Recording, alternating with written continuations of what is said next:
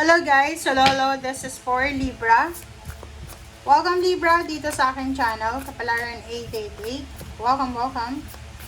Alamin natin kung anong messages, vibration, gabay, energy para sa inyong lahat. I hope na makaresonate kayo dito. Thank you sa lahat ng Libra na nagme-message, okay? Doon sa mga nagko-comment, maraming salamat sa inyong lahat guys. I hope na nasa mabuti kayong kalagayan sa ngayon. This is weekly tarot reading from July 20 to 26. Third week na tayo. Okay. Oh, ang dami na ito. But we will get this one. Okay, Libra. Wow, napakarami mo naman. Four cards. Emperor, Page of Swords, Page of Water, Page of Cups, and Ace of Cups. OMG. Okay. So, sa nakikita ko sa'yo dito, itong dalawang barahan na to, ang pinaka-subject mo ngayon, Libra. Sinasabi ng baraha sa'yo, kung single ka, looking for a relationship, or may asawa, may ka-live-in, isang unexpected na emotional or romantic relationship or friendship ang posibleng makukuha mo. So, pwedeng makatanggap ka ng chat or email or call, a love letter na interesado sa'yo. So, kahit may edad ka na, bata ka pa, makakatanggap ka ng ganyan. So, yon, eto, just a confirmation of this one. So, yon, sabi ng baraha, broad ito, new emotional experience, new romantic relationship, or deep friendship, okay, ang posibleng darating sa'yo. So, mga messages yan na gustong makipag-meet sa'yo, parang ganon, social invitation, or events, parang ganon. So, please comment down below if you resonated, Libra. Okay. Sabi ng baraha sa'yo dito, mag-iingat ka. Okay? Kasi, like for example, may nag-offer sa'yo ng trabaho, may nag-offer sa'yo ng something na kailangan mong pumirma ng papeles. You need to be careful sa pagpirma. Huwag masyadong magmamadali. May nag-offer sa'yo ng kasal, diba? Mabilisang kasal, shotgun wedding, okay? Like contract wedding. Mag-iingat ka, Libra. Whatever documents, paperworks na ino-offer sa'yo, Libra, ay kailangan mong ingatan, okay? Huwag kang masyadong magpapaniwala, lalo sa social media. And sinasabi ng baraha, kailangan mo daw na maging logical, okay? Kumbaga balanse. Alam mo sa panahon ngayon, Libra, sabihin ko sa'yo, maraming scammer ngayon, lalo sa love life, sa pera, trabaho. Naglipa na sila sa social media. Ang bilis lang ngayon maka-scam. Itong mga video ko, mayroong mga, tawag dito, mga ibang lahi sila. Kinukuha nila yung clip ko, tapos sinatranslate nila, like yung robotic na translation, tapos pinagkakakitaan nila.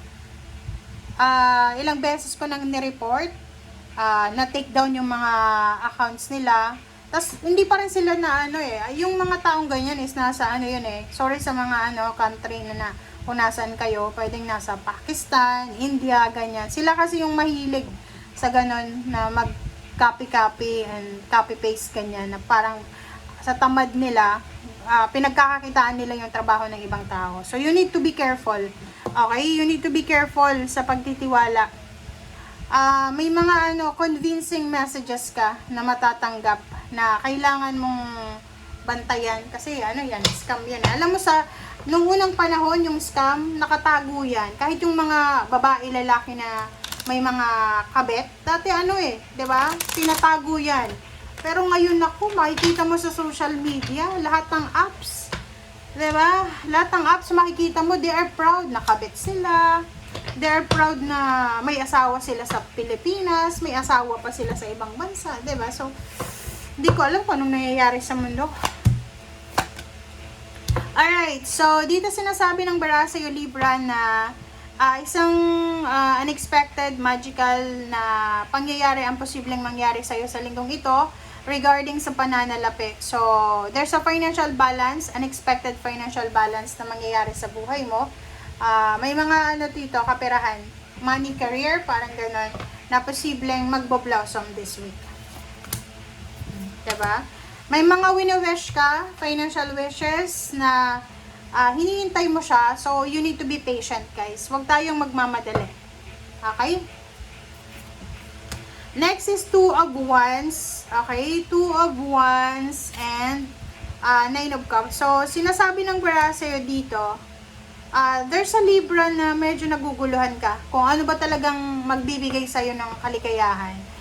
Sa nakikita ko, maybe menopausal ito, may mga hormonal imbalance kayo, may mga physical health problems, high blood, or blood sugar na mataas, diabetes, or mga thyroid problem na pwedeng nagdadala sa'yo ng stress. So, kung may mga nararamdaman kayo, Libra, parang, halimbawa, feeling mo wala ka namang sakit, pero mabilis kang ma-stress, mabilis kang magka-anxiety, hindi ka makatulog sa gabi, magpa-check ka sa doktor, kasi may mga hormones tayo na responsible sa mga ganyan. Okay? Nasisirain niya yung sleeping habits mo, yung mood mo, parang ganon. So, you need to be careful, Okay. Okay, reverse to. Reverse na Nine of Wands and Seven of Wands. So, parang nakikita ko sa'yo dito, pagod ka na ipaglaban kung ano yung dapat ipaglaban. Kung parents kayo, kung may mga anak kayo, parang pagod na kayo na tulungan ang mga anak nyo. Diba? Parang ganon. Pagod na kayo sa mga responsibilities na ginagawa nyo. Pagod na kayo sa trabaho nyo. Parang ganon. So, marami kayong mararamdaman na pagod this week. Okay. Good news. Sinasabi ng bara sa'yo dito, Libra, na there's a good news about money. May posibleng good news about sa pera. So, may darating na financial windfall, financial blessing sa buhay mo na pwedeng makatulong para magbago yung takbo ng finances mo. Ngayong linggo to. And sa nakikita ko sa'yo dito, Libra, ituloy mo lang kung anong ginagawa mo sa ngayon. Kasi maganda yung future na nag-aantay sa'yo.